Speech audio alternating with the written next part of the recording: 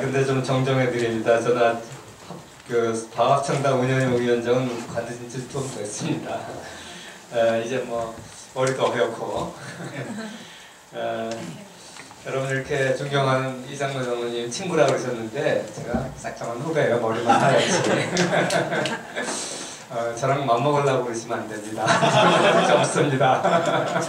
아직 은퇴도 안 했습니다. 머리만 하였습니다. 제 늦둥이는 이제 중3입니다. 되게 젊죠, 저. 좀 늙어서 나서 그렇지. 아무튼 반갑습니다. 이렇게 좀 10여 년간 꾸준히 이렇게 10몇 년 되셨죠? 15년. 예. 젊은이들 위해서 헌신하는 이장로 장로님의 그 헌신을 하나님께서 기뻐 받으실 줄 압니다. 제 친한 친구 아들도 여기서 출신이고 여기서 만나서 결혼했어요. 상현이가 제가 상현이 아빠 엄마하고 미국에서 아래 위집 살았어요.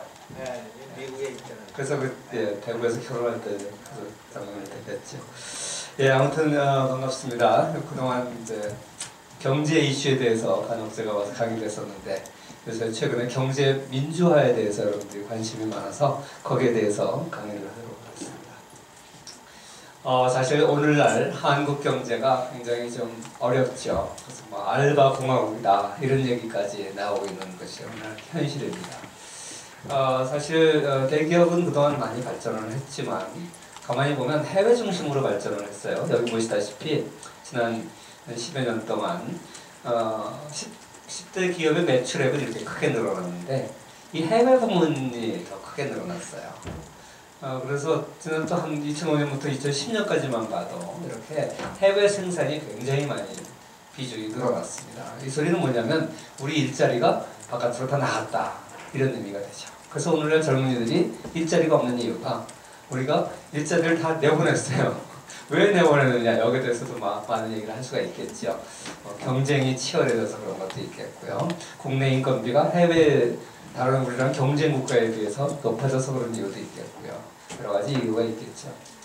그러다 보니까 이렇게 대기업들이 부가가치도 증가하고 생산성도 향상됐어요. 공장이 늘어나니까 1인당 자본 장비율이 올라가면 생산성은 올라가요. 그런데 해외 중심으로 성장하다 보니까 국내 고용은 감소하고 있는 것이 실정입니다.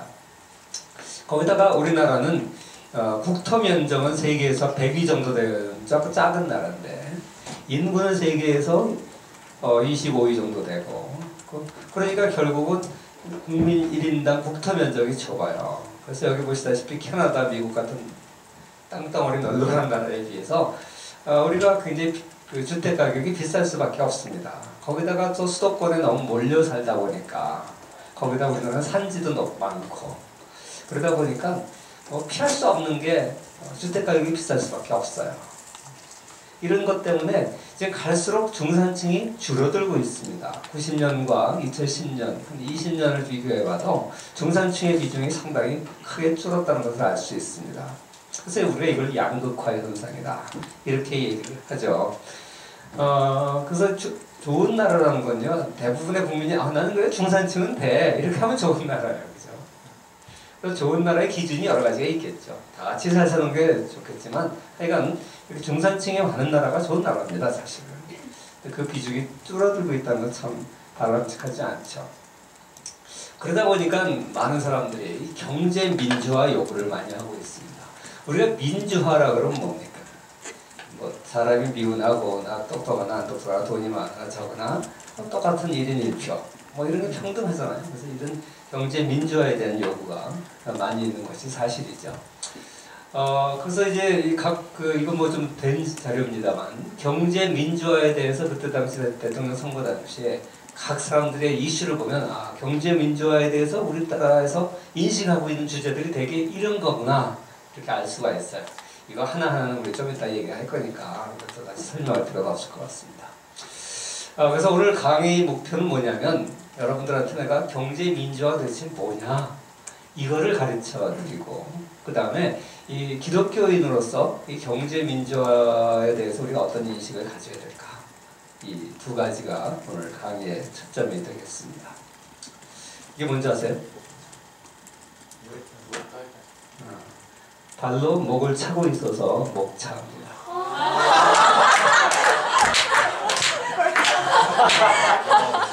아침에 여러분들 조금 웃겨드리려고 상당히 노력했습니다.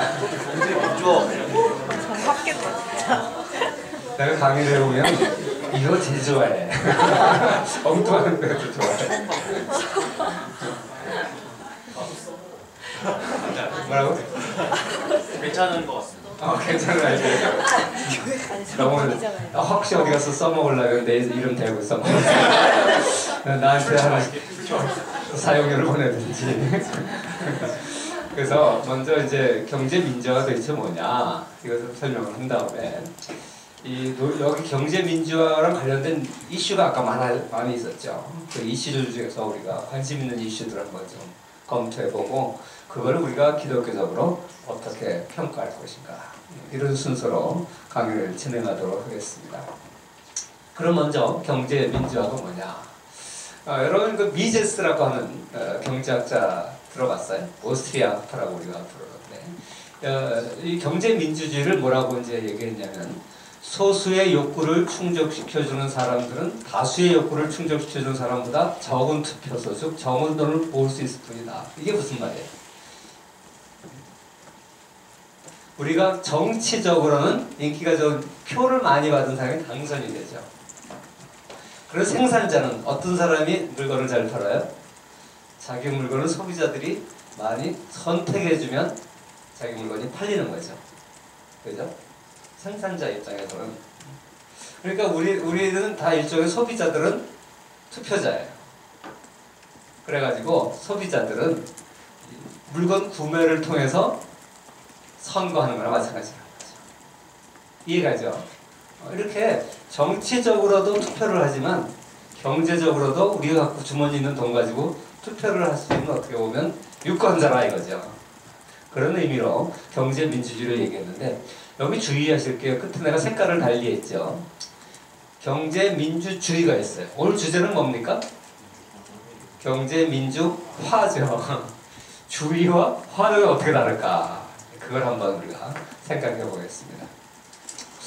아무튼 여기서 민주주의라고 하는 거에 대해서 미제스는 우리 소비자들은 주권자다 이렇게 얘기를 했어요. 이건 이해가시죠? 그래서 경제민주주의는 시장에서 생업의 가치가 평가받는다.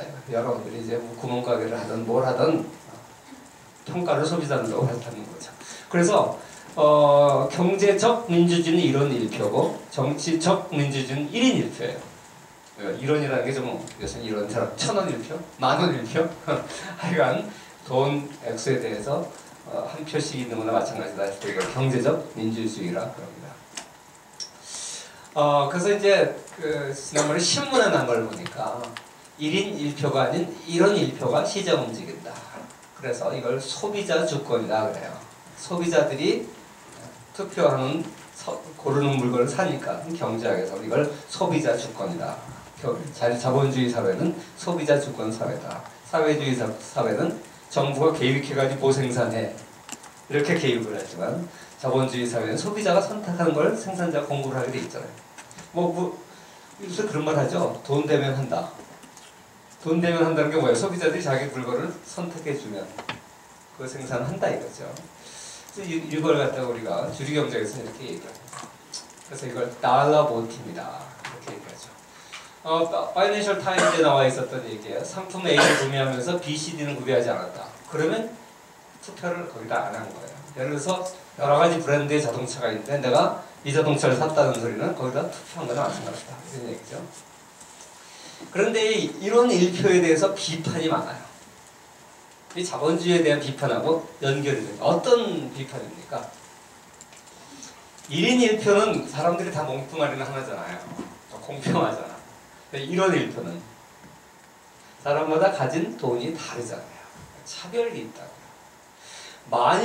만약에 모든 사람이 동등한 돈을 갖고 있다면 적어도 상당히 괜찮아요. 다 사람들은 자기한테 돈이 귀한 거예요. 그러니까 어떤 사람은 과일을 좋아하는 사람이고 어떤 사람은 과자를 좋아하는 사람이고 자기 식성에 따라 원하는 거 사는 거니까 아주 공평하죠. 그런데 문제는 뭐냐, 사람의 주머니에 있는 돈이 다르다 보니까 어떤 사람한테는 100만 원이 무지하게 큰 돈이에요. 어떤 사람은 100만 원이 껌값이야. 뭐 그런 사람이 있을까 싶겠지만 있어요. 응? 그러니까 예를 들어서 벌금을 맞았다 이거예요. 자동차 요새 벌금이 2배로 올랐죠? 여러분 아세요? 벌금이 2배로 올랐어요. 교통법 범칙금이 4만 원에서 8만 원 올랐다는 거죠. 그러면 우리 정거장님이 모르셨나 봐요. 왜 놀라시거든요. 긴장하시죠. 차 타고 지하철 타고 다니세요. 그래서 어떤 사람은 교통신호등한테 걸렸어요. 가슴이 둥둥둥 뛰고 아까워 죽겠다. 어떡하냐. 4만 원, 피 같은 8만 원. 막 이런 사람이 있죠. 어떤 사람은 잡혀라 빨리 가고 보자. 대수 앞으로만 줄게. 빨리 비켜 내가 빨리 줄게. 아무런 8만 원이 부담이 없는 사람이 있어요. 내가 미국 가서 보니까 교통범칙금 엄청 비쌉니다. 한국은 진짜 300몇 불에 써있어. 내가 사진을 안 찍어. 내가 하숙에서 찍어왔어. 중앙선 한번 이거랑 381. 또 시티마다 달라요. 실리콘밸리에 우리 아들이 살아요. 그래가지고 거기 가봤더니 이렇게 써놨어. 범칙금 381불. 왜 그렇게 300불이면 300불이 400불이 400불이지 왜 그렇게 되는지 나도 모르겠어. 써있더라고요. 신기하다. 그래서 찍어놨어. 우선 너무 비싸. 우리나라처럼 한 40만 원 돈이잖아요. 그래서 4만 원에서 8만 원 안 받다. 물론 우리보다 1인당 소득이 한 2배 되니까 비싼 건 이해가 가는데 그래도 소득 대비해도 엄청 비싸잖아요. 사람들이 겁이 나서 그런 것도. 또 유럽의 어떤 나라는요. 범칙금을 소득에 비례해서 내. 야, 그 참 무섭죠. 가난한 사람 걱정할 거 없어. 부자들은 상당히 걱정이 될 거예요. 왜? 범칙금이 부자들도 한 30만 원까지는 까짓 거 내지. 한 300만 원 대봐. 짧게 부자 부담될까? 한 3천만 원 대봐. 100배 소득이면 100배 낸다고 쳐봐. 아무튼 이게 좀 3,000% 빠졌는데 이런 일표에 대한 비판이 그거예요. 이게 소득에 따라서 어떤 사람은 투표를 엄청 가지고 있고요. 투표를 별로 없는 거예요. 그래서 이 달러 보팅에 대해서 비판하는 사람들이 있는 겁니다. 그래서 사람이 모든 사람이 똑같은 돈을 안 갖고 있기 때문에 여기다 맡겨놓는 정치적 민주주의의 평등이라고 하는 1인 1표라고 하는 정치적 민주주의의 가치가 훼손된다. 그래서 이걸 사람들이 이제 비판을 하는 겁니다. 자, 그 다음에 이제 경제민주화. 아까는 경제민주주의라고 그랬잖아요. 그죠? 경제민주화는 그럼 또 뭐냐? 똑같은 거냐? 많은 사람들이 이거 차이를 잘 구별을 못하는 것 같아요. 그래서 내가 이걸 여러분들은 조금 자세하게 설명하는데 이건 뭐냐면요. 아까 얘기했지만 경제 영역은 평등이 아닙니다. 달러 보팅이 맞아요. 거기는 세계가 그런 세계야. 그렇다고 해서 가난한 사람이 살아왔다고 해서 싸게 주고 부자가 왔다고 해서 비싸게 줄 수는 없잖아. 누가 작업하는 거야. 그렇잖아요. 물론 내가 아는 사람하고 이거 좀 깎아줄 수는 있어요. 그죠? 내가 아는 사람은 그거 지네들끼리 알아서 하는 거지. 일반적으로 경제 영역에서 이렇게 할 수는 없어요. 그런데 정치적 민주주의, 평등이라고 정치적 민주주의 원리를 경제 영역에 조금 도입을 하자라고 하는 게 경제민주화예요. 경제 영역도 정치 영역처럼 민주주의 원리를 조금 하자. 이거 화라는 게 뭐야? ING? 그러니까 변화시키자는 거죠. 경제민주주의와 경제민주화는 개념상 좀 다를 수밖에 없어요. 시장 원리는 어느 정도 존중하면서도 훼손된 민주주의 원리를 보완하자. 이게 경제민주화예요. 이제 확실한 구별을 하실 수 있겠죠. 그래서 이 시장이 사회를 지배하는 것의 위험성에 대해서 이 철학자들 중에 경계하는 사람이 많이 있죠. 그 중에 한 사람이 이제 마이클 샌들이에요. 마이클 샌들이 뭐 정의란 무엇인가 이런 거 여러분 잘 알지만 또 돈으로 살 수 없는 것들 이런 책도 있어요. 여기 보면 상당히 이 소득 불평등이 어떻게 민주주의 가치를 훼손하는 거에 대해서 자세하게 나와 있습니다. 자, 이 책을 읽어보니까 공감이 가는 것도 있고 안 가는 것도 사실 있어요. 이것만 가지고도 강의를 하면 시간이 오래 걸리니까 한 가지만 예를 들면 공감이 가는 건 어떤 거냐면요. 내가 이번에 미국에 가보니까 예전에 내가 뭐 20몇 년 전에 유학생활도 했고 그 교환교수로 몇 년 살아보기도 했고 했는데 사회가 점점 이 돈으로 할 수 있는 것의 범위가 넓어져 가는 것 같아. 예를 들어서 카풀레인 있죠. 카풀레인이 뭔지 아나? 버스 전용 차선 같은 거예요. 우리는 이제 버스 전용 차선이라고 하지만 그쪽에서 카풀이라고 해서 혼자 타고 다니면 그 라인을 못 가요. 2명 이상 타면 그 라인이라고요. 나홀로 차량이 하도 많으니까 좀 카풀 서로 같이 타고 다니라고. 미국은 대중교통이 발달 안 돼 있잖아요. 뉴욕이나 이런 데 좀 낫지만 특히 서부 쪽은 대중교통이 거의 없어요. 다 자기 차인데 가급적이면 이제 2사람 타고 가면은 좀 고속 레인으로 갈 수 있게 우리가 지금 버스 전용차선 같은 걸 쓸 수 있게 돼요. 그걸 했는데 그걸 카풀레인이라고 해요. 카풀레인을 옛날에 이제 2명 이상 타면 돼요. 그런데 요새는 어떻게 되어 있냐면요. 돈 더 내면 탈 수 있어. 혼자도. 그리고 거기서 더 하나 발전해서 교통이 많이 날 때는 혼자 탈 수 있는 금액이 달라져. 그리고 3명이 타는 거하고 2명하고 또 달라. 캘리포니아 같은 경우에는 썬트는 거의 못합니다. 그 뜨거운 나라인데도 우리나라 차들은 웬만하면 시커멓게 해가지고 그 안에서 뭔 짓을 하는지 모르겠는데 그런데 미국 차들은 썬팅을 심하게 못해요. 그런 걸 우리도 굉장히 엄해요. 그런데 그러니까 안에가 다 들여다봐요. 그 위에서 카메라를 찍어요. 그래가지고 2명이 탈 때 다르고 3명이 탈 때 다르고 그 원래 2명이 타면 공짜잖아요. 근데 하여간 사람 숫자에 따라 다르고 그 다음에 시간대에 따라 달라요. 요새 뭐 센서가 발달돼가지고 지금 제일 막히는 시간에 다르면 그 비싸. 아무튼 중요한 건 진짜 시장경제 원리 철저하게 적용하는 나라다. 이런 생각이 드는데 돈 있는 사람이야 뭐 따블하면 어떻고 따블하면 못해. 돈 있는 사람도 까짓거고 아무것도 아니에요. 그러니까 그냥 쓱쓱 다닐 수 있지. 모든 사람이 돈이 적당히 있는 중산층들로 구성되어 있다라면 저런 게 의미가 있어. 근데 빈부격차가 심한 사회는 어때요? 가난한 사람은 돈 몇 푼에 벌벌벌 떨면서 그냥 길 쫙 막힌 데 줄 서서 갈 것이고 돈이 많은 사람이 뭐 쌩쌩 혼자서 안 바빠도 그냥 다닐 거야. 그러니까 이제 저런 이제 것이 괜찮냐 아니냐의 기준은 뭐겠습니까? 너무 빈부격차가 심한 사회는 되게 바람직하지 않아요. 근데 빈부격차가 조금 리즈너블 우리가 받아들일 수 있는 수준 같으면 저런 것도 괜찮아요. 이해하시겠어요? 근데 하여간 경향이 점점 돈 있는 사람은 참 편하겠다. 그 다음에 내가 한 10몇 년 전에 우리 부모님 모시고 그 할리우드 그 이제 구경 이제 갔었어요. 미국 사람들은 인내력도 좋아요. 2시간씩 줄 서서 뭐 5분 타려고 2시간씩 줄 서 있더라고요. 저 인내력 대단하다. 그때 앞에서 일요일 날이었는데 토요일 일요일에 깨워서 이제 부모님하고 올라왔는데 2시간씩 그 샌프란시스코 캘리포니아가 얼마나 뜨겁습니까? 여름에도 기다리고 있는데 정말 고통스럽더라고. 근데 어느 날 내가 갑자기 우리 어머니가 이제 다리가 불편하세요. 휠체어에 그리고 아버지 옆에 계시고 우리 6명이 이제 이렇게 몰려서 떼거리같이 그지같이 이렇게 구경하고 있었는데 갑자기 어떤 분이 오래요. 그러더니 내가 뭐 영어를 잘 못하는 줄 알고 하여간 오라 그러더니 막 행동을 이렇게 하더니 맨날 불 때리고 하더라고. 그래가지고 배석해서 줄도 안 서면 막 태워주는 거야. 깜짝 놀랐지. 이게 무슨 짓이냐 무슨 소리냐. 그래서 이제 휠체어 밀고 있는 나만 가고 나머지 식구들은 감히 따라갈 생각을 못했어요. 그때 가족도 다 오래 6명 다 오래. 그래가지고 가가지고 줄 서서 딱 타는데 얼마나 기분이 좋은지 나중에 보니까 핸디캡이라고 우리 어머니가. 근데 이제 줄을 안 세워서 가는 거예요. 그리고 이제 우리 가족들까지 다. 그래가지고 재미를 들였어. 그 다음에 이제 그 다음 타러 가는데 이제 밑에 앞에 같이 그냥 무조건. 그리고 갔더니 이러고 그러더니 또 줄 안 서고 이렇게 하더니 맨 앞에 들어가요. 줄 안 서고 다 탔어. 얼마나 기분이 좋은지. 야 천국에 따라먹구나. 내가 그래가지고 참 근데 그렇게 미국 사람은 줄을 많이 서 있는데 휠체어 인생 별로 없더라고요. 한국 같으면 멀쩡한 다리에서 몽둥이 부스러가지고 올 것 같다 그러고.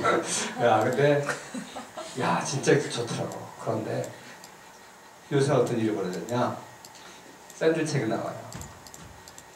돈을 더블로 내면 줄 안 서고 탈 수 있는 라인이 생겼어. 요새. 그래가지고 그걸 갖다가 좀 미안하니까 몰래 들어가 몰래. 그리고 표를 따로 팔아요. 원래 그 놀이기구 타는 저런데 종일권 비싸요, 미국도. 근데 그래서 6명이 더블을 내려고 하고 만만치 않거든. 중산층 웬만한 사람은 만만치 않아. 차라리 기다리지. 근데 돈 있는 사람은 껌값이지. 까짓거 갈 수 있는 거잖아요. 그래서 샌들이 이제 그런 걸 비난한 거예요. 줄석이라는 것은 하나의 미덕이다. 돈이 있는 사람이나 없는 사람이나. 그리고 줄 안 서게 되는 사람은 사회적 약자들에 대한 배려는 아름다운 것이다. 그러니까 돈이 있다고 해서 내가 줄 안 서고 가는 것은 건강한 사회가 아니다. 그런 얘기죠. 그래서 내가 이제 그런 거는 상당히 샌들한테 나도 동의해요. 그 샌들의 저 책의 한 절반 정도는 내가 동의를 못해. 뭘 동의 못하는지 나중에 또 기회가 되면 얘기하기로 하고요. 아무튼 그런 게 이제 경제민주주의, 나와보팅 이런 일표라고 하는 게 비슷비슷한 소득의 사람한테는 맞아요. 왜? 사람마다 취향이 다른데 어떤 사람은 당장 먹고 마시고 즐기는 데 돈 쓰는 사람이 있는가 봐. 어떤 사람은 꽉꽉 안 키웠다가 미래를 위해서 투자하는 사람이 있잖아요. 사람마다 다르고 분명히. 그렇기 때문에 이 나와보팅이 참 소득이 평등할 때는 중요한 거예요. 좋은 거고. 소득이 너무 벌어지면 참 바람직하지 않은 것도 또 사실이죠. 그래서 이 경제 민주화란 도대체 뭐냐? 가급적이면 경제 영역도 평등의 가치를 실현하고자 하는 게 이제 경제 민주화라 그래서 민주주의가 아니라 그러는데 여기에 대해서 각 시대마다 그 시대가 요구하고 있는 게 달라요. 맨 처음 이제 경제 민주화라는 것을 얘기를 한 사람이 누구냐면 영국의 웹 부부가 사회민주주의를 주장하면서 산업민주주의라는 책을 썼어요. 근데 이때 당시 19세기 말에는 근로자의 참 자유와 평등을 이루기 위해서 노동자들도 단체 교섭권을 갖는 것. 이거를 산업민주주의, 산업 현장에서 자본가와 노동자들로 구성된 산업화 현장에서 민주주의가 제대로 되려면 아무래도 노동자들은 사용주의 눈치를 볼 수밖에 없잖아요. 대등한 입장에서 자기 목소리를 못 내잖아요. 그러니까 단체적으로 단체 교섭권을 주는 게 평등한 거다. 그러니까 지금으로 보면 노동상권의 보장인데 너무 당연한 거잖아요. 지금의 시각에서. 저 시각에 그때는 저게 당연한 게 아니었어요. 그런 게 없었으니까 별로.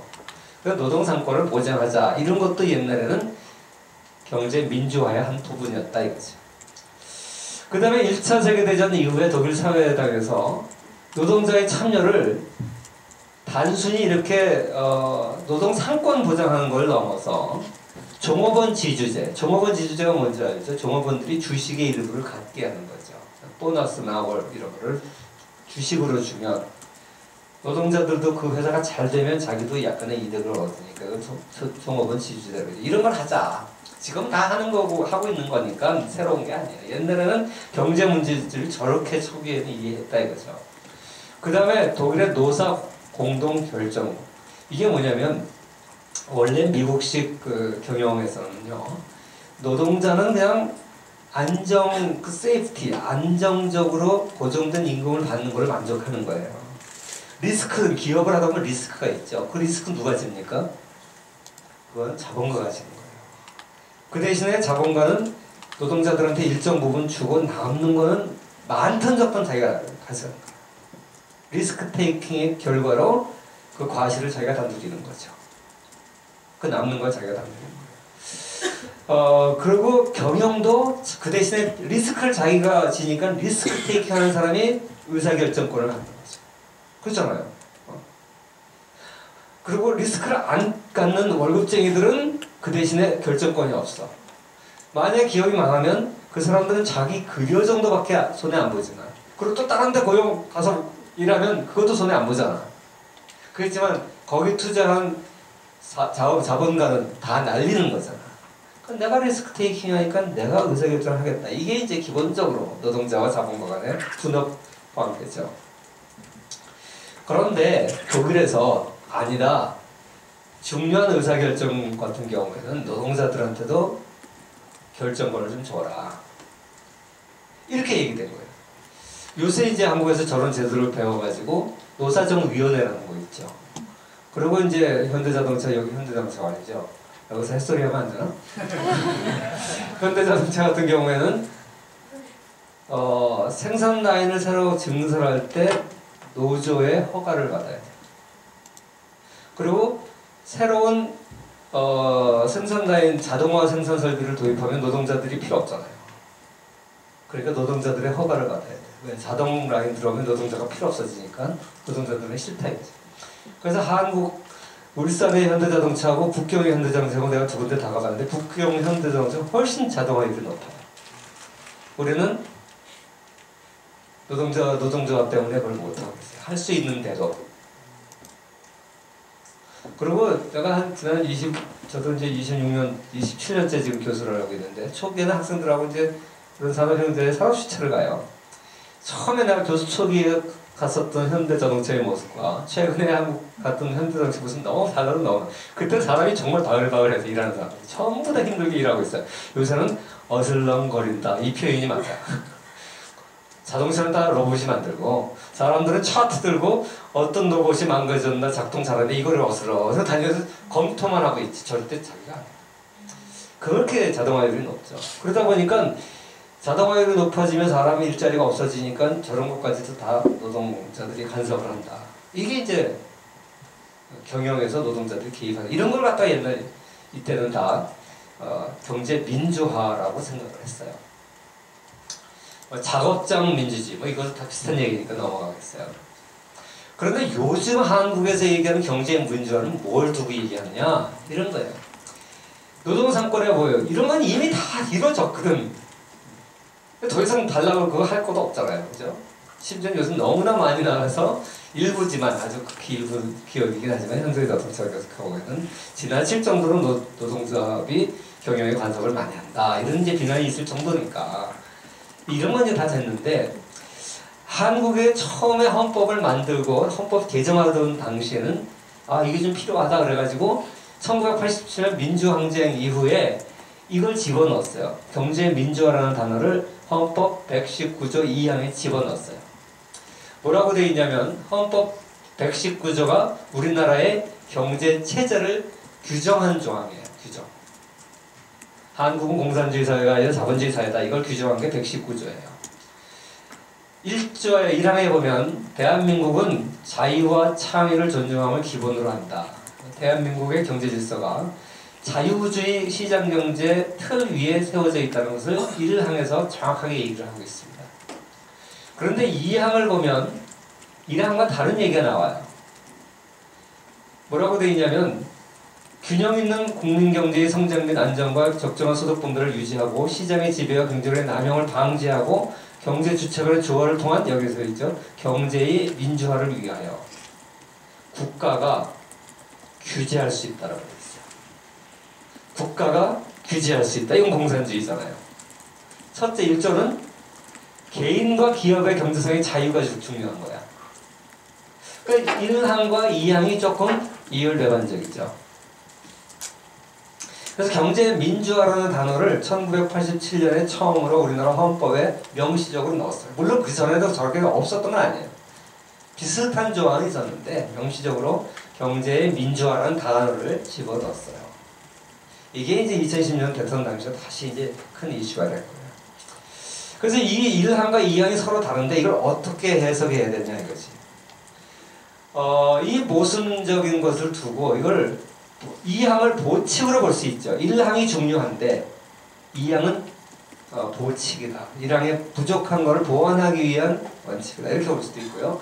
1항과 2항을 동일하게 볼 수도 있어요. 근데 우리나라에서는 되게 보수 진영에서는 2항을 그냥 보칙이라고 1항이 중요하다. 이렇게. 2항은 그거에 지나친 것을 보완하는 거다. 진보 진영은 아니다. 1항과 2항을 동일하니까 정부가 경제 막 규제하고 하는 게 정당하다. 이렇게 보는 거죠. 나는 개인적으로는 1항이 중요한 것이고 2항은 그걸 보완하기 위한 하위 개념으로 봅니다. 자본주의와 민주주의를 공존시키기 위해서 필요한 것이고 인간의 욕망이 과도하게 될 때 문제점이 생길 때 이걸 보완하는 것이고 예방 차원에서 2조를 둔 거다. 항상 극단으로 가면 부작용이 생기니까.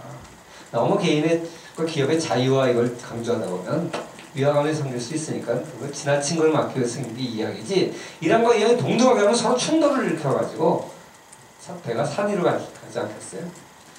그래서 마치 민주주의라는 것은 악용되면 다수의 횡포가 되잖아요. 그걸 막기 위해서 그렇다고 해서 민주주의를 무시할 수는 없잖아. 그러니까 다수한테 조금 소수의 의견을 배려하라 정도의 보완을 할 수 있잖아요. 그죠? 그런 걸 우리가 봐야 되지 않느냐. 그런 얘기예요. 지금까지 이제 경제민주화를 경제민주주의 달러보팅과 대비해서 설명을 했는데 개념을 이해하셨습니까? 네, 질문. 질문이 없다는 것은 시끄러우니까 뭐 하거나 말거나 만들어라. 아니면 완벽한 설명이었다. 후자라고 믿습니다. 자, 그러면 이번에는 이 논란 이슈를 하나하나 한번 살펴보도록 하겠습니다. 현재 아까 그 대선 후보들이 그때 경제민주화 이슈 쭉 나열을 했죠. 그걸 내가 한 3가지 정도로 구분을 해봤는데 첫 번째는 이제 재벌과 관련된 정책, 출자 총액 제한제도, 순환 출자 금지, 금산분리 지주회사, 뭔지 경제학을 전공하지 않은 사람들 저거 다 먼 나라 말이야 그러겠지만 조금 이따가 이제 좀 몇 개는 설명을 하겠습니다. 다 설명할 수는 없고요. 뭐 대중소기업 동반성장 이런 거는 이제 알겠죠. 또 편법 징역 금지 이런 것도 여러분 다 이제 쉽게 알 수 있을 거예요. 자, 이런 거 이게 다 재벌과 관련된 거예요. 그 다음에 양극화를 막기 위한 성장과 복지의 균형 뭐 이런 건 이제 대선 후보들이 얘기했던 것들이에요. 고령화 사회 저출산 대책, 자영업자 대책, 조세 개혁 뭐 이런 거. 그 다음에 노동 관련 정책, 비정규직 문제, 정리해고 문제, 종업원 대표 이사 추천. 요새 이사를 갖다가 뭐 그냥 거수기다 그래가지고 그러지 말고 노조도 이사 추천하자 뭐 이런 거죠. 이렇게 보시다시피 여러 가지 우리나라에서 경제 민주화랑 관련되고 있는 항목을 가만히 보면 아까 역사적으로 경제 민주화라는 단어들이 학자들이 얘기했던 거하고 좀 다르죠. 그 역사적으로는 이게 좀 많았죠.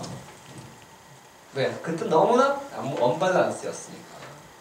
자본가와 노동자들이 세력이 너무 언밸런스였으니까 이게 이제 많았었는데 지금 우리나라에서 언급되고 있는 건 이거는 별로 사실 없어요. 이거보다 이쪽 또는 아까 같이 이게 훨씬 많아요.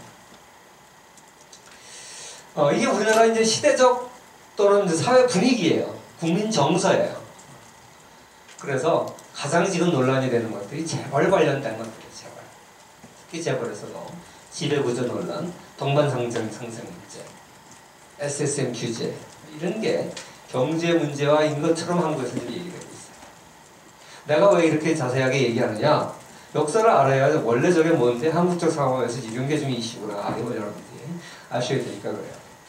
그래서 이 중에서 이제 재벌과 관련된 정책을 중심으로 해서 얘기하겠습니다. 경제 민주화. 우리나라에서는 재벌과 중소기업의 관계를 이제 이런 식의 불공정한 경쟁이다. 이렇게 이제 인식을 하고 있는 게 많은 것 같아요. 사실 1998년 외환위기 이전에 이게 파란 게 가중평등한 거니까 파란 게 좀 더 중요한 거예요. 보면 시장 집중도가 좀 내려오고 있어요. 시장 집중도가 뭔지 아시죠? 대기업, 30대 대기업이든 10대 재벌이든지 4대 재벌이든지 이런 그 대기업들의 시장 집중도 경향이 좀 하락하고 있는 바람직한 현상이 있었어요. 그랬는데 외환위기 이후에 이게 다시 올라가다가 뭐 내려갔다가 또 올라가다가 최근 들어 이거 많이 올라가고 있는 현상을 보면서 이게 너무 집중도가 심하지 않냐 이런 얘기가 나오고 있다는 거죠. 특히 4대 기업 매출액을 보면 이제 상당히 올라가고 있는 추세예요. 그 중에서도 삼성이 잘 나가. 그러다 보니까 이제 이런 경향이 좀 있어요. 그래서 신문을 보니까 이런 얘기가 있더라고. 한국의 70%가 5대 재벌 목장에서 양육되고 있다. 이거 참 표현이 이걸 딱 보면 우리나라 모든 기업은 5대 재벌한테 코가 깨가지고 길들여지고 있고 그 목장이라는 표현 길들여지고 있고 그런 이제 어감이 따오죠. 근데 이제 내가 여러분들한테 오늘 얘기하려고 하는 게 우리가 너무 마음이 뜨겁다 보니까 이성을 잃는 경우가 많아요. 분별력을 잃는 경우가 많아요. 그러지 않아야 된다. 이 얘기를 오늘 상당히 강조를 하고 싶어요. 우선 이 근거는 뭐냐면요. 5대 재벌의 매출액이 GDP의 55.6%예요. 5대 재벌과 합하면 55.6%예요. 여기다가 친족 계열, 예를 들어서 딱 그 회사는 아니지만 현대 같은 경우에 형제들이 갈라져 나가잖아요. 현대자동차, 현대중공업 갈라져 나가잖아요. 그런 친족 계열까지 다 합하면 70%. 그래서 5대 재벌 목장에서 한국 기업의 70%가 양육받고 있다. 이런 식으로 신문 기사 헤드라인이에요, 헤드라인. 어느 신문인지 내가 얘기는 안 하겠지만 대충 감 잡히죠. 그래서 난 이런 입장이에요. 누구 편들 마음이 없는데 진실된 게는 지켜야 돼. 근데 저게 맞나 이제 경제학자 입장에서 생각을 해보는 거예요. 우선 여기서 매출액과 GDP 차이점이 뭘까? 여러분 경제학을 안 배우겠지만 고등학교 때 그래도 GDP라는 얘기가 다 들어봤잖아요. GDP라는 건 뭐냐면 첫째가 부가가치 합계예요. 최종 생산물의 합계예요. 매출액의 합계가 아니야. 매출액은 뭐예요? 예를 들어서 자동차 하나 만들기 위해서 부품이 여기서 여기로도 뭐하고 여기로 뭐 이렇게 몇 단계 거치죠. 근데 그때 중복되잖아. 그래서 맨 처음에 매출액을 다 합하면 부가가치 한 2~3배 돼요. 그죠? 무슨 말인지 알겠죠? 예를 들어서 라면을 하나 만들더라도 처음에 농부가 쌀 생산하고 그걸 갖다가 이렇게 몇 단계를 거치면서 오잖아요. 그때 그 거래되는 모든 건 매출액이라는 거예요. 매출액은 중간 생산자가 중복 계산돼요. 근데 GDP하는 중복되는 걸 다 뺀다고. 그러니까 매출액과 GDP를 비교하면 매출액이 훨씬 많게 돼 있죠. 그리고 GDP라는 건 domestic, 국내 아니야, 국내. 근데 재벌의 매출액은 다 포함, 중간 생산물도 포함되고 해외 것도 포함되고. 그러니까 당연히 GDP와 매출하고 비교하면 매출이 훨씬 큰 거기 때문에 많게 나타나게 돼 있어요. 이해가겠죠? 그러니까 이거 두 가지를 대비하는 게 마치 우리나라 경제를 5대 재벌이 70%를 차지하고 있는 것 같은 오해를 주잖아. 그 다음에요. 우리나라 중소기업 가운데 재벌 기업의 하청 기업의 비율이 몇 %인지 줄 아세요? 저런 숫자를 보면 재벌 목적에서 양육되니까 우리나라 중소기업은 다 대기업의 하청기업 같잖아. 적어도 70%는 것 같잖아. 사실 우리나라 중소기업 가운데 대기업의 하청기업이 10%밖에 안 돼요. 나머지 90%는 하청과 관계없는 거예요. 자기 혼자 살아가는 중소기업이지. 그래서 이런 걸 이렇게 보면 이걸 아는 사람들은 저거 좀 뻥이다 이렇게 그냥 하고 넘어갈 수도 있어요. 모르는 사람들이 들으면 우리나라 좀 심각하구나 이렇게 생각할 수가 있어요. 여기 보시면 같은 신문이에요. 아직 그래프까지 펴고 연도까지 쫙 해가지고 지금 나오죠. 여기 보면 120% 90년도에 어떻게 120%냐? 당연하지 매출액은 원래 훨씬 큰 거니까. 그 다음에 자산하고 국내 총생산도 마찬가지예요. 자산이라는 것은요, 해외에 있는 자산도 있고 국내에 있는 자산도 있고. 근데 국내 총생산하고 자산은 참 다른 개념이에요. 국내 총생산은 어떤 개념이에요? 1년 동안 생산된 거예요. 자산은 수십 년 동안 쌓인 거지. 연못에다가 비교하면요, 그림을 하나 그려가면서 얘기할까요? 여기 호수가 있고 여기서 하류 상류에서 물이 흘러내려가서 하류로 물이 빠져나가요.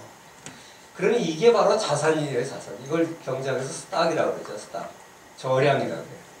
그 다음에 이게 이제 흐르는 물, 이거 플로우라고 그러죠. GDP라는 것은 이렇게 호수로 흘러 들어온 물인데 이게 하루 흘러 들어온 게 아니라 1년 동안 흘러 들어온 물이에요. 이렇게 흘러 들어온 물은 하류로 흘러내려가기 전에 소비돼서 없어지기도 하죠. 그리고 증발돼서 없어지기도 해요. 감가상각 당하죠. 그리고 남은 게 사회에 쌓여있는 자산인데 이 자산이 대개 공장 설비나 아니면 부동산이나 빌딩이나 이런 거의 형태로 사회에 쌓여있는 거예요. 무슨 말인지 알겠어요? 근데 이게 크겠어요? 흘러들어오는 물이 크겠어요? 이게 크지 당연히. 그리고 이건 다 누가 갖고 있어요? 공장 설비 같은 건 다 기업들이 갖고 있지. 그러니까 이 두 가지는 완전 서로 다른 개념인데 하나는 스탁이고 하나는 플로어예요. 다른 개념인데 이 총생산이라는 건 플로어예요. 플로어. 흐르는 물이라고. 근데 흐르는 물인데 하루에 들어오는 물이 아니라 한 달에 들어오는 물이 아니라 1년 동안 들어온 물이니까 쌓여있는 거하고 비교할 때 어느 정도 비교는 되겠죠. 그런데 완전히 다른 개념인데 선진국 같은 경우에 저게 한 5, 6배 돼요. 스탁이 플로어보다 GDP보다 5, 6배 19세기 20세기 초까지 이거 피케트 책 보면 저기 그래프하고 다 나와요. 그리고 요새는 이제 좀 낮춰져서 한 4배, 5배까지 돼요. 그러니까 원래 자산이라는 게 훨씬 많은 거예요. 소득보다, 국내 총생산보다. 근데 이제 이 30대 재벌이 갖고 있는 공장 설비, 부동산 다 합한 거를 얘기하는 거죠. 그래서 이제 이게 굉장히 많아지고 있다. 근데 그러니까 우리나라 기업들이 해외에 나가고 해외에서 또 여러 가지 공장 설비를 세우고 그러다 보니까 이게 커지는 게 당연한 거죠. 근데 마치 국내를 전부 다 30대 재벌이 다 지배하고 있는 것처럼 이미지가 보여지게 되는 거죠. 그리고 이제 독점에 대해서 사실 우리 경제학에는 이제 독점을 뭐라고 규정을 합니까? 혼자면 독점, 둘이면 복점, 서너 개면 과점, 많으면 완전 경제. 그죠? 그렇게 규정을 해요. 그리고 독점 오히려 나쁜 거. 근데 우리 경제학자 입장에서는 독점도 좋은 독점이 있고 나쁜 독점이 있다.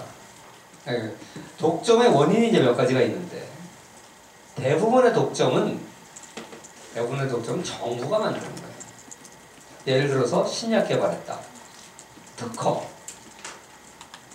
대부분 뭐 인삼, 홍삼. 대부분의 독점은 정부가 만들어요. 정부가 안 만들고 시장에다 내버려 두는데 독점이 되는 것들이 있어. 그죠? 시장에 내버려 두는데 독점이 되는 것이 있어. 그 과거에 시장이 발달하기 전에는 특히 유태인이나 이런 사람들이 많이 그랬는데 자꾸만 독점을 해서 이익을 더 많이 얻어가려고 해요. 참 이번에 딱 한국에 제로 투 원이라는 책을 쓴 저 누구죠? 그 사람 경쟁하지 말고 독점해라 이런 책을 이런 주장을 했어요. 블루오션, 레드오션 얘기하죠. 반응이 없네. 알죠? 그래 레드오션에서 생고생하지 말고 블루오션 알아. 이 소리가 뭐예요? 독점할 수 있는 데를 찾으라 이 소리예요. 그러니까 우리가 교과서에서는 독점, 과거 전근대 사회에 독점 이득을 통해 가지고 국민들의 소비자들의 고요를 빨아먹는 것만 생각하니까 독점은 나쁜 것 이렇게 생각하는데 요즘 경영학에서는 왜 레드오션 가서 피튀기냐 혼자만의 독점할 수 있는 영역을 찾아라. 사실 애플 처음에는 독점을 하겠어요.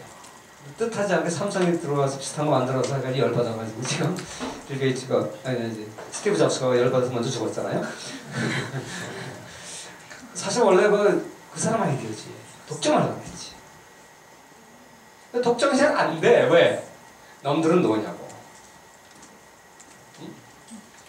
그 독점이요. 보는 관점에 따라 달라요. 예를 들어서 서울과 부산까지 가는 KTX는 독점이 아니에요.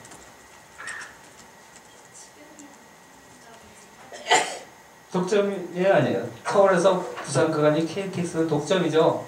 콜레기는 독점이죠. 그런데 서울에서 부산까지 가는 교통수단은 독점이 아니에요. 아니죠. 자동차 몰고 갈 수도 있고 버스 타고 갈 수도 있고 비행기 타고 갈 수도 있고 KTX 그 중에 하나대로 독점이 아니에요. 산업도 비슷해요. 딱 어느 한 제품만을 보면 독점일 수 있어요. 그런데 그 제품 말고 다른 좀 범위를 넓히면 독점이 또 아닐 수도 있어요.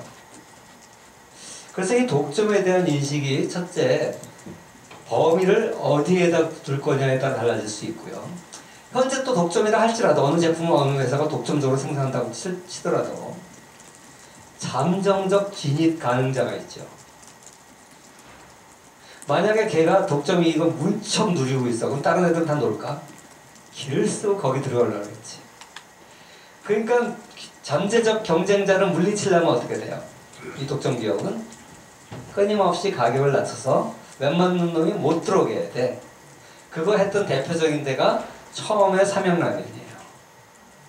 우리나라에 처음으로 삼양라면이 내가 초등학교 3학년 때 생겼어. 그런데 그때는 삼양라면이 정말 맛있었거든. 근데 얼마였냐? 10원이었어. 10원. 그때 짜장면 가격이 30원이었어요.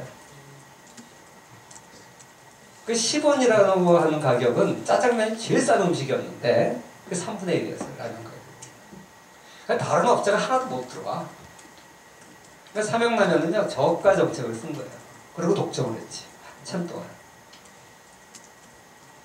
우리나라에서 라면 만들 기술이 있는 식품회사가 없었대요. 롯데도 있고 뭐 혜태도 있고 식품회사는 많이 있어요.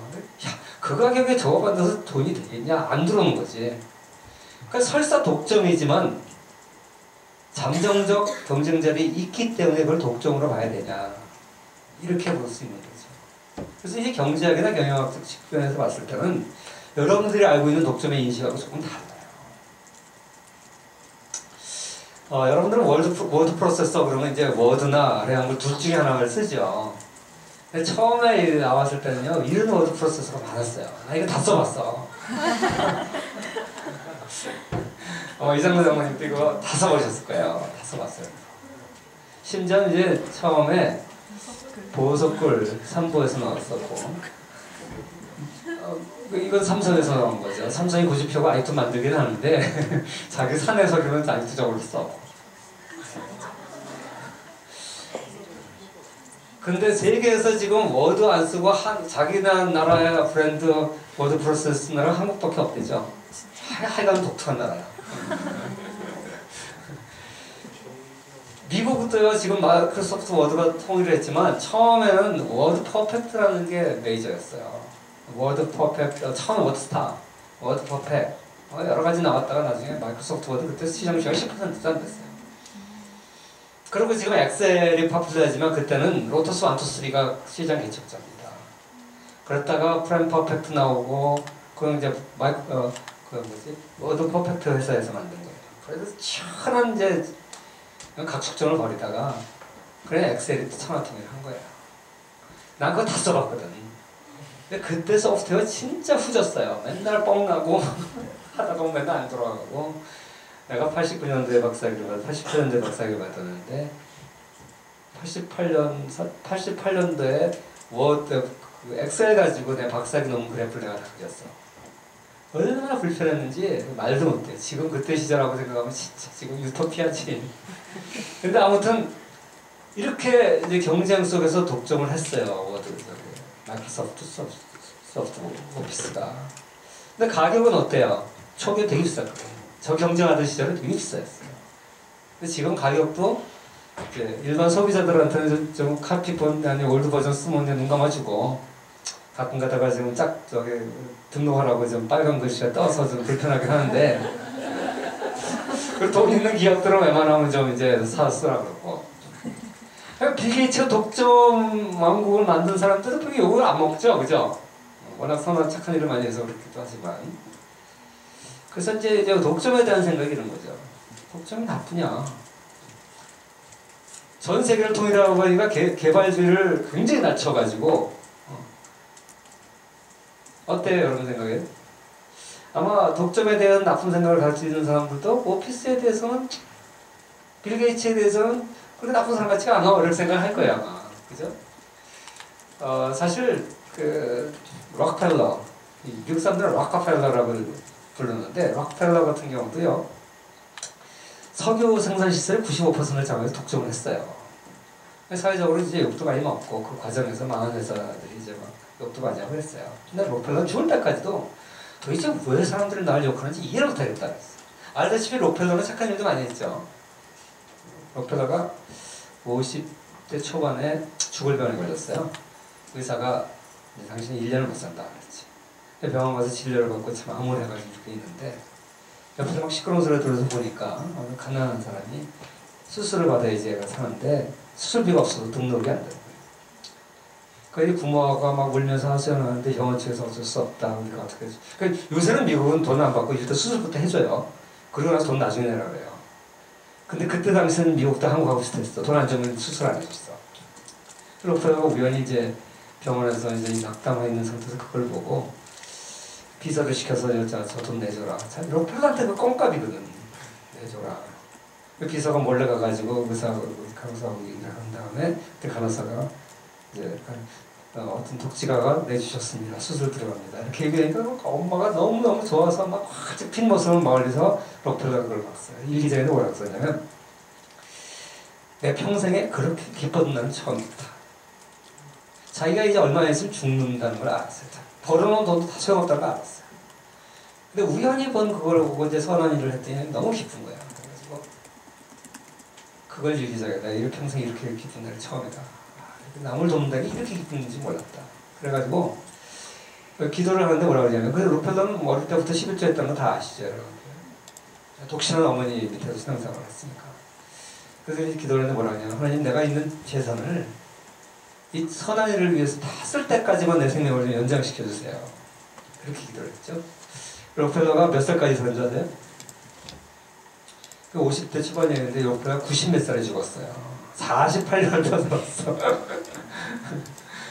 하나님이 참 좋으신 하나님이죠. 록펠러는요 돈도 많이 벌었고 독점 기업가라고 욕도 많이 먹었어요.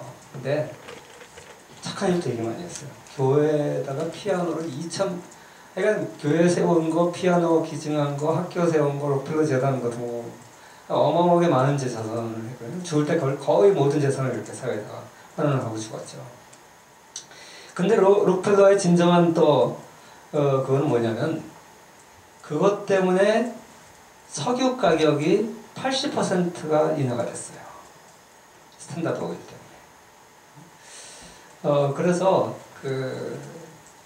록펠러는 뭐라 그랬냐면 도대체 나는 왜 욕하는지 모르겠다. 나는 전체 이 생산 라인을 통합을 하고 이렇게 과정을 통해서 소비자들에게 어마어마하게 싼 가격으로 안정적으로 석유를 쓸 수 있게 공급을 해줬는데 그리고 난 내 모든 재산을 가난한 사람들 위해서 교회를 위해서 헌신을 했는데 왜 나는 욕하느냐면 이러면 되겠다. 죽을 때까지 이해하면 되겠다 그랬어. 이제 물론 이제 거기에 대해서 스탠다드 오일 때문에 퇴직당한 아버지를 둔 아이다 벨이라고 하는 기자가 이제 스탠다드 오일로 인해서 경쟁회사들이 어떤 교통을 하고 이런 걸 이제 사회적으로 고발을 했어요. 그것 때문에 사회적 분위기가 되게 나빠졌지. 그래서 이제 독점 기업에 대한 비난이 이제 미국에서 굉장히 많았어요. 하여간 이건 뭐 과거에 도대체 뭐가 경제적으로 공정한 거냐의 기준이 막 세워져 가는 19세기 말 20세기인지 얘기고 지금은 어느 정도 상당히 이제 잡혔는데 지금은 독점에 대해서 일방적으로 나쁘다고만 얘기하고 좀 다른 생각들을 하고 있다는 거예요, 경제학자들이. 사실 우리나라 이제 3위학기하고 영창학기하고를 피아노 시장을 양분하고 있었습니다. 그런데 이 디지털 피아노가 나오고 하면서 영창이 망했어요. 그래가지고 이제 부도가 났는데 이걸 갖다 누구가 인수할 거냐. 국내 기업에는 3위밖에 인수할 수 있는 회사가 없죠. 그래서 이제 3위에서 영창을 인수하려고 그러니까 공정위에서 인수를 불허했어요. 인정을 못하게 했어요. 왜? 이거 두